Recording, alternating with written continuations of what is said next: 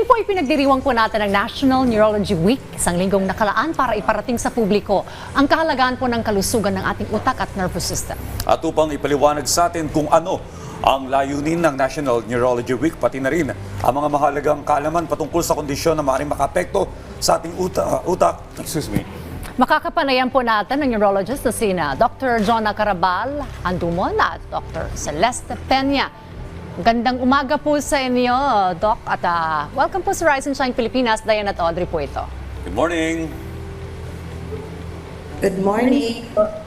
Alright, unahin Good po morning natin. Good po. morning po. Ayan. Thank you for joining us online. Alright, unahin naman po natin si Dr. Celeste. Doc, una po sa lahat, maaari niyo po bang ipaliwanag po kung ano po ang kahalagahan ng pagdiriwang po ng National Neurology Week at ano po ang pangunahing layunin po nito, Doc?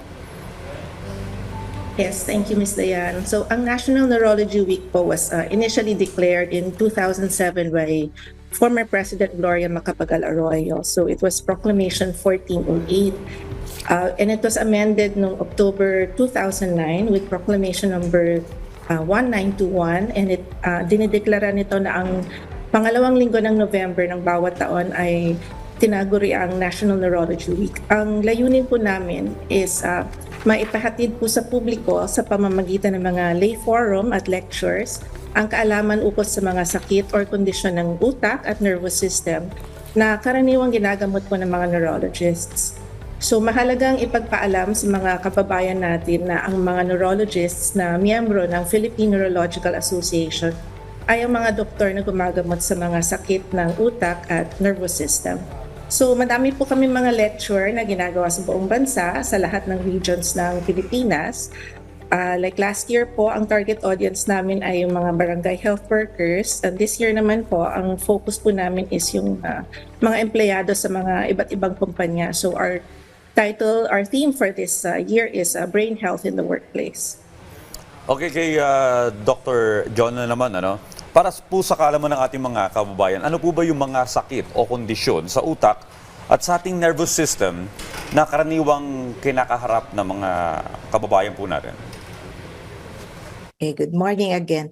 So ang pinaka-common pa din ay stroke or atake sa utak. Sinusundan yan ng epilepsy at mga developmental disorders sa mga bata.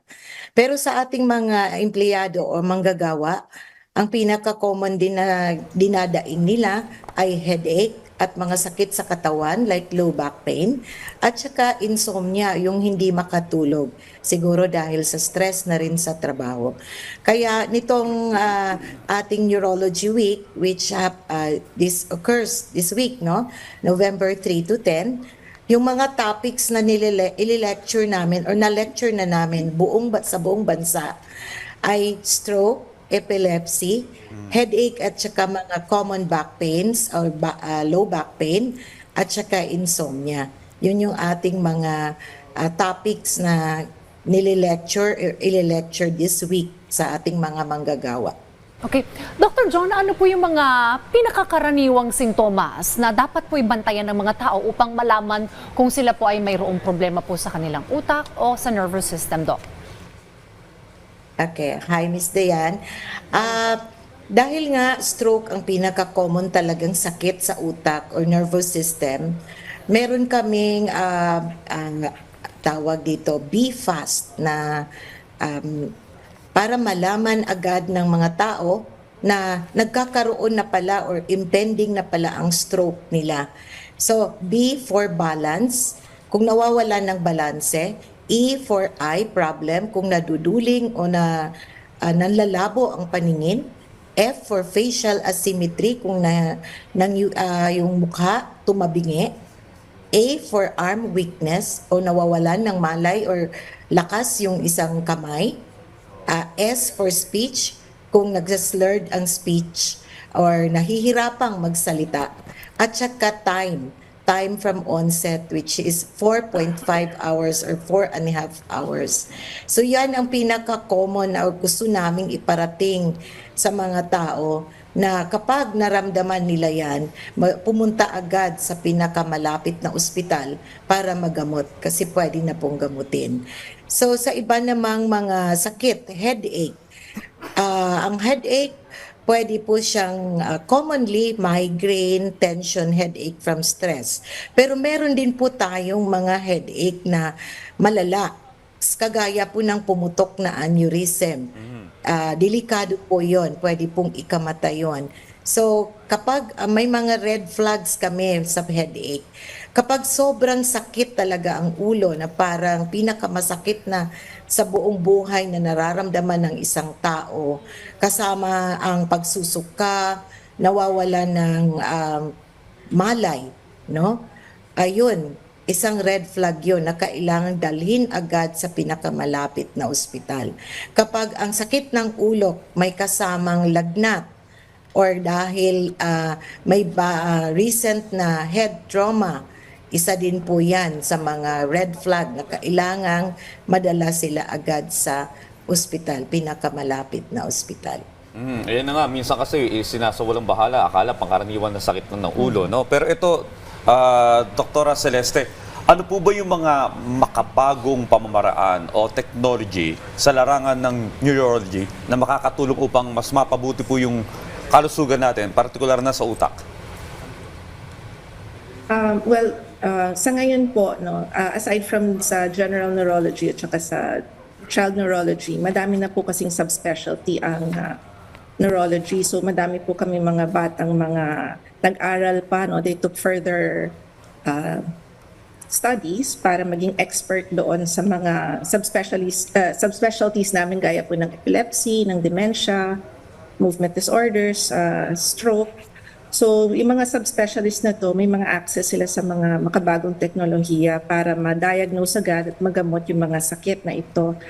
Isa sa mga example nito, yung mga may Parkinson's disease, meron na po kasi kami mga operasyon ngayon na tinatawag na deep brain stimulation. Naglalagay sila ng DBS para makapalakad uli ng maayos yung mga patient na affected ng Parkinson's disease.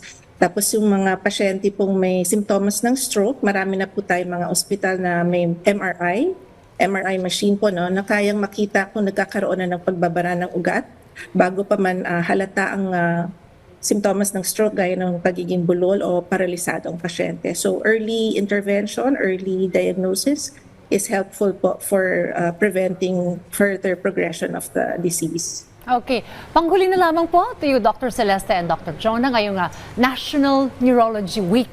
Ano po yung mensahe na nais po ninyong iparating sa ating publiko? Patungkol na rin po sa pag-iwas at paggamot ng mga neurological condition. Dr. Celeste.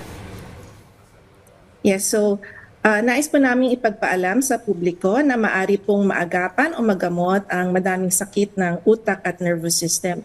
Siyempre po ay importante ang alam ninyo ang mga simptomas ng mga sakit na ito. Ito po ang tunay na layunin ng Philippine Neurological Association na maipahatid sa publiko ang mahalagang impormasyon na ito sa pamamagitan ng mga lecture at information campaigns during National Neurology Week. Maaari rin po kayong magpunta sa aming Facebook page kung saan madami po kayong makikita mga post at may mga live lectures din po kami na makakatulong po na ma-educate kayo ukol sa mga sakit ng neurology. Thanks, Dr. Celeste. Doc Jonah? Okay.